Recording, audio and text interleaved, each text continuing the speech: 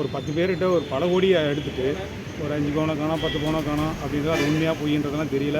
எனக்கு தெரிஞ்சு 99% அது உண்மையாக இருக்காது. அப்படி இருக்கிற பட்சத்தில் ஒரு சின்ன பையனை, ஒரு வாழ வேண்டிய ஒரு பையனை, அவனுடைய உயிரை வந்து மாய்ச்சதுக்கு முழு காரணமாக அவங்க இருக்கிறதுனால தான் இப்போ நாங்கள் விரக்தியில் இப்போ வந்திருக்கிறோம். அந்த பையனுக்கு ஒரு உண்மையான ஆத்மா சாந்தி அடையணும்னா இவங்க அடுத்த ஸ்டேஜுக்கு கொண்டு போய் விசாரணையாக முறைப்படுத்தணுன்றதான் எங்களுடைய கோரிக்கை. இப்போ வணக்கம் சார், என் பேர் செல்வம், சிக்கானூரணி. இது 2005 கிருஷ்ணன் கோயிலில் VPMM college of education for women அந்த கல்லூரியில் அசிஸ்டன்ட் ப்ரொஃபஸராக வேலை பார்த்தேன். அப்போ 2006 படித்த மாணவி தான் நிக்கிதா. படித்து முடிச்சதுக்கப்புறம் அவங்களுக்கு தொடர்புலாம் கிடையாது, யார் என்னன்னு தெரியாது. 2010 அவங்க அம்மா கால் பண்ணுறாங்க, என் மகளுக்கே நான் வேலை வாங்கி கொடுத்துருக்கோம்ப்பா, நீ மகமாவில் தான் பார்த்துருக்கோம், உங்களுக்கு வேலை வாங்கி கொடுக்குறதுல எங்களுக்கு ஒரு சந்தோஷம் தான், நீங்கள் வாங்க அப்படின்னு சொல்கிறாங்க. நான் முதல்ல தட்டி கழிக்கிறோம். அதுக்கப்புறமேட்டு இல்லை நீங்கள் வாங்க, நான் வாங்கி கொடுக்குறது எங்கள் பொறுப்பு அப்படின்னு சொன்னதில் நம்பி நான் வீட்டுக்கு போகிறேன். அப்புறம் அவங்க அப்பா, அவங்க அம்மா, அவங்க அண்ணன் நிக்கிதா எல்லாமே பேசுகிறாங்க. பேசுகிறத வச்சுட்டு நான் வேணான்னு அப்பவும் சொல்லிட்டு வந்துடுறோம். இல்லைப்பா நான் கட்டாயம் வாங்கி கொடுத்துறோம், எங்கள் பொறுப்பில் நிறையா வேலைகள் இருக்குது அப்படின்னு சொல்கிறாங்க. அதை நம்பிட்டு அப்புறமேட்டு 2 ஆசிரியர் பணி, ஒரு சப்ரிஜிஸ்டார் அப்படின்னு சொல்லி பேசி மொத்தம் 25 லட்சம் கேட்குறாங்க. ஒரு 3-4 தவணையாக கொடுக்குறோம். வீடெல்லாம் விற்று தான் கொடுத்தோம். அதுக்கப்புறமேட்டு அவங்க தொடர்பு கொள்ளும்பொழுது அவங்க சுவிட்ச் ஆஃப் ஆகிடுறாங்க, வெளியில் போயிடுறாங்க.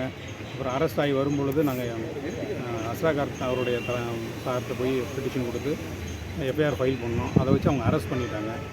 அரெஸ்ட் பண்ணிவிட்டு வெளியே வந்ததுக்கப்புறமேட்டு பேச்சுவார்த்தை பேசுகிற மாதிரி பேசிகிட்டே இருந்தாங்க. அரெஸ்ட் பண்ணிட்டீங்களா, அப்புறமேட்டுக்கு நாங்கள் எதுக்கு உங்களுக்கு பணம் தரணும் அப்படின்னு கொஞ்சம் மிரட்ட துணியில் பேச ஆரம்பிச்சிட்டாங்க. அடுத்து நம்ம திரும்பவும் இதை பற்றி நம்ம போக போக நம்மளுக்கு வேறு ஏதாவது பிரச்சனையை கொண்டு வந்துடுவாங்கன்னு சொல்லி நாங்கள் அப்படியே பயந்து அதை நாங்கள் தொடர்ச்சியாக ஃபாலோ பண்ணிக்கல. இதுதாங்க. இப்போ அது கூட நாங்கள் பணத்தை கூட சம்பாதிச்சலாம், நம்ம ஆள் மட்டும் இருந்தால் போதுன்னு தான் நான் ஒதுங்கினேன். இப்போ அதெல்லாம் மீறி ஒரு சின்ன விஷயமாக கொண்டு போயிட்டு எங்கெல்லாம் ஒரு 10 பேர்கிட்ட ஒரு பல கோடியை எடுத்துகிட்டு ஒரு 5 பவுனை காணோம் 10 பவுனை காணோம் அப்படின்றது அது உண்மையாக பொய்ன்றதெல்லாம் தெரியல.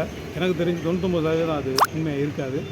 அப்படி இருக்கிற பட்சத்தில் ஒரு சின்ன பையனை, ஒரு வாழ வேண்டிய ஒரு பையனை, அவனுடைய உயிரை வந்து மாய்ச்சதுக்கு முழு காரணமாக அவங்க இருக்கிறதுனால தான் இப்போ நாங்கள் விரக்தியில் இப்போ வந்திருக்கிறோம். அந்த பையனுக்கு ஒரு உண்மையான ஆத்மா சாந்தி அடையணும்னா இவங்க அடுத்த ஸ்டேஜுக்கு கொண்டு போய் விசாரணையாக முறைப்படுத்தணுன்றதான் எங்களுடைய கோரிக்கை. இப்போ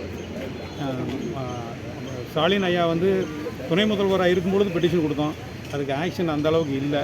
இப்போ யூடியூப்பில் கூட அவங்க பெட்டிஷன் பேட்டி கொடுத்துருக்குறாங்களா, எங்களை விசாரிக்கவே இல்லைன்னு. ஆனால் அங்கே ஸ்டேஷனில் வந்து கேட்கும்பொழுது இல்லை, அவங்க வந்து கோர்ட்டில் போய் கையெழுத்து போட்டிருக்கிறாங்க, ஒரு மாதம் கண்டிஷன் பெயில் கையெழுத்து போட்டு தான் சொல்கிறாங்க. ஸ்டேஷன் வந்ததுக்கப்புறம் தான் தெரியுதுங்க. இப்போ அவர் ஸ்டாலின் ஐயா துணை முதல்வர் இருக்கும்போது பெட்டிஷனாக, இப்போ அவங்க முதல்வர் ஆகிட்டாங்க, இன்றைக்காவது அதுக்கு ஒரு தீர்வு கிடைக்கும்னு நினைக்கிறோம். ஸ்டாலின் ஐயா வந்து இப்போது முதல்வராக ஒரு அசம்பாவிதம் நடந்த இடத்துல ஒருத்தவங்களுக்கு வேலை கொடுக்கறதுக்கு எவ்வளவு இது தார்மீக உரிமை பொறுப்பு இருக்குதோ அதே போல் இவங்களால தான் காரணம், அந்த பையன் இறந்ததுக்கு இவங்க தான் முழு காரணம் அப்படின்றத பொறுப்பில் எடுத்து இவங்க வேலை பார்க்குற அரசு பணியை முற்றிலுமாக ரத்து பண்ணி இவங்க மேலே ஆக்ஷன் எடுக்கணும் அப்படின்றது தான். அப்போ தான் அந்த பையனுடைய ஆத்மா சாந்தி அடையும் நினச்சி நான் முழு மனசாக நம்புகிறோம். 2 ஆசிரியர்கள் ஒரு ரிஜிஸ்டார்னு சொல்கிறாங்க, நீங்கள் மட்டும் தானே? என்ன 2 பேர்? என்னுடைய தம்பி, என்னுடைய தங்கச்சிக்கு தான் பேசுகிறேன். கூட பிறந்தாங்களா? ஆமாம், கூட 25 லட்ச ரூபா. ஆமாங்க. எவிடன்ஸ் எதிர்க்க இல்லைங்க, நம்ம தான் வீட்டில் தான் கூப்பிட்றாங்க, வீட்டில் தான் கொடுத்தோம், வீட்டில் தான் வாங்கிட்டு போகிறோம். எல்லாருமே யாரு கேட்டாலும் பணம் கொடுத்ததுக்கு எவிடன்ஸ் இல்லைன்றீங்க. எவிடன்ஸ் இல்லைன்னா என் ஸ்டூடெண்ட்டுங்க, அவங்க மகமாரி நம்புறேன்னு சொல்லும்போது நாங்கள் என்ன பண்ண முடியும்? நான் அப்போ தான் சின்ன வயசு தானே, அவங்க வீட்லேயே தான் போய் மூளை செலவு பண்ணாங்களா? அவங்க நல்லா உங்களை ஆசிரியர் ஆக்கி தான் நாங்கள் பார்க்கணும், அதுதான் எங்களுடைய நோக்கம் அப்படின்னு சொல்லி தானே எங்களை பண்ணி இந்த மாதிரி பண்ணணும். எத்தனை நல்ல வேலை வாங்கிட்டாங்க? நான் அவர் ஆட்சி முடியறதுக்குள்ளே வேலை வாங்கிறோம், வேலை கையில் இருக்குது அப்படின்னு சொல்லி தான் எங்களை ப்ரெஷர் கொடுத்துட்டாங்க.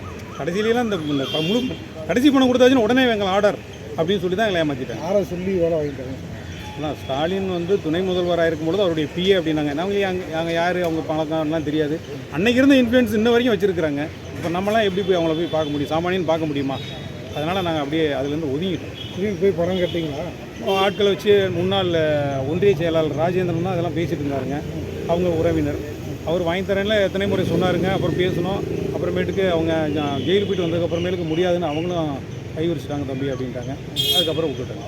அவரும் உடம்பு முடியாமல் இருந்தார். அதுக்கப்புறம் அவளை போய் நான் பார்த்ததில்ல, சங்கடப்பட்டு நாங்கள் விட்டுட்டோம். திருப்பி இந்த மேட்ரு இஷ்யூனால எங்களுக்கு பணம் வரதுன்றதெல்லாம் நோக்கம் இல்லைங்க, பணம் வருமானதெல்லாம் டவுட்டுங்க.